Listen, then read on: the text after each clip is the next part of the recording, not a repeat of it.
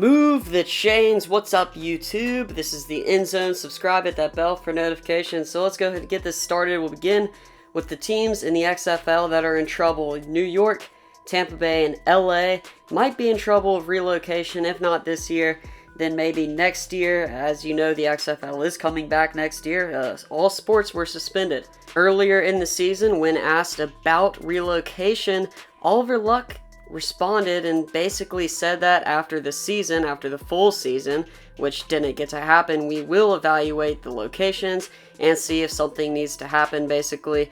Unfortunately, we didn't get that full season, so we don't know if that plan is still going to go through, but they did have a meeting about expansion. They said they're going to move expansion up a year, so we'll get an expansion coming earlier than we actually expected, probably by the mid-2020s, and Chicago and Atlanta were on this list. Now, I'm not going to put Chicago and Atlanta on my list because they're on that list, and I think that's just boring, but I'll touch up on them. You know, Chicago, yeah, they have a great TV market and great fans. It just gets really cold up there. I don't know how they deal with the weather. Atlanta, I don't get it all. They were a failure in the Alliance of American Football, pretty much, so not really excited about having Atlanta in the league, but if you can sway me a different direction in the comment section, hey, I'm open to it. Also, the XFL cities were picked after the AAF came out with their cities. So the XFL kind of got the secondary choices for all their cities. So maybe they have some cities in mind that they just want to go to, you know, pull the trigger on and get those cities with great attendance, you know, sell more tickets and get more revenue for the league as a whole. Now, some of these on my list are former AAF cities, and note that the XFL has way better branding and marketing than the Alliance of American Football did. Therefore, I think it's safe to say they would sell more tickets in these markets than they made in the Alliance of American Football. Let's go ahead and start it off. 9 cities that I think should get an XFL team. Starting off on our list at number 9, this is way out of left field, but hear me out. Omaha, Nebraska. Now, this is because tons of fans showed up for the Omaha Nighthawks games for the failed UFL, and getting a Midwestern TV audience would be huge for the XFL. Coming in at number 8, Oklahoma City. Now, obviously everybody knows how successful the Thunder are, an NBA team, that goes without being said, but Oklahoma's football stadium not too far away. They possibly use a soccer stadium. 86,000 would be hard to fill up, but there are a lot of football fans in Oklahoma who I'm sure would love an XFL team. Number 7, Birmingham. They're actively trying to get the XFL's attention, and they're trying to bring in the XFL. They had the Alliance of American Football and were successful with the Birmingham Iron. They also had an XFL team in XFL 1.0, the Birmingham Bolts. Plus, a new stadium is being built in the city, in which the XFL could use. Higher on the list, Birmingham could possibly be up there. In at number 6, we have Portland, Oregon, with a population of 653,000.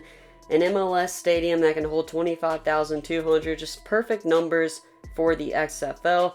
They don't have a pro football team, so I would assume that they're pro football hungry, and many of you have Portland high up on y'all's list, so I decided to include them in mine. At number 5, Columbus, Ohio, population north of 880,000, and you know they crave sports up in Ohio, and football especially. You know, obviously Columbus, home to the Ohio State Buckeyes. They have a new soccer stadium coming in, and they were top 5 in the XFL TV ratings, so I'd like to see Columbus in the XFL's targets.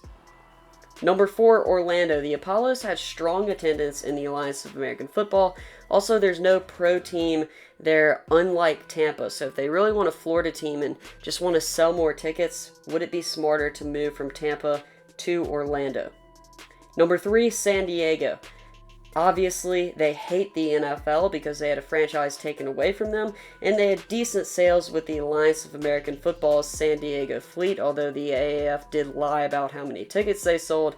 I feel that the XFL could sell tickets in San Diego and get fans who, you know, really hate the NFL to come watch XFL games.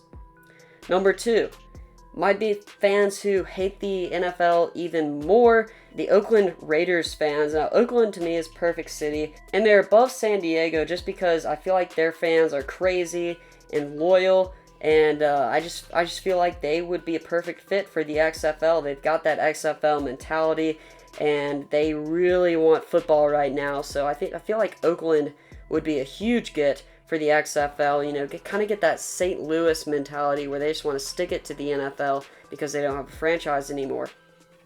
And coming in at number 1, should be no surprise, it's San Antonio. You could possibly relocate Dallas or Houston, or just have 3 teams in Texas. You know, whatever gets the job done for the XFL, I think you should go on with. And you know for a fact that San Antonio is going to sell tickets.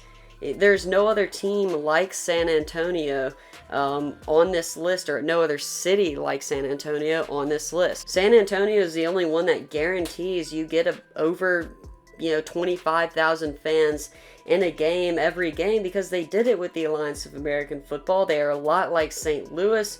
They would boost ticket sales a ton and help the XFL's status. So I just think that they are a great fit for the XFL. Now, what do you think down below?